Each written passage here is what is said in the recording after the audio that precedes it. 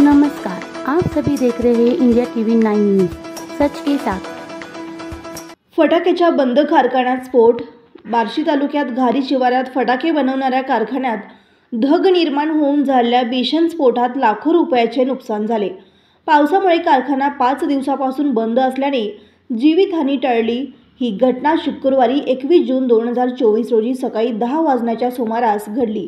घारी शिराळे रस्त्यावर घारीपासून 1.5 किमी अंतरावर युनुस मुसाभाई मुलानी वय वर्ष 70 राहता घारी यांचा वेलकम फायर वर्करच्या नावाने फटाका कारखाना असून ते गेल्या 8 वर्षापासून परवाना घेऊन हा व्यवसाय करतायत। या कारखान्यात दररोज 16 महिला आणि पुरुष कामगारांकडून शोभेचे दारू, ॲटॉम बॉम्ब, आदली बार शॉट असे विविध फटाके तयार केले जातात। शुक्रवारी सकाळी 10 वाजता केमिकल असलेल्या खोलीत अचानक स्फोट झाला। स्फोटाने लगत असलेले 2 खोल्या आगीने कवेत घेतल्या।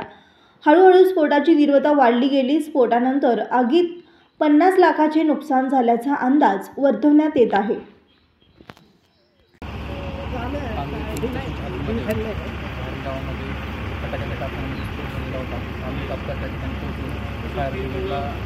बोलावून आज नियंत्रण आले आहे। तो दैवाने कोणतीही सदर घटनेमध्ये जीवितहानी झालेली नाही आहे आणि आम्ही परिस्थितीवर लक्ष ठेवून आहोत।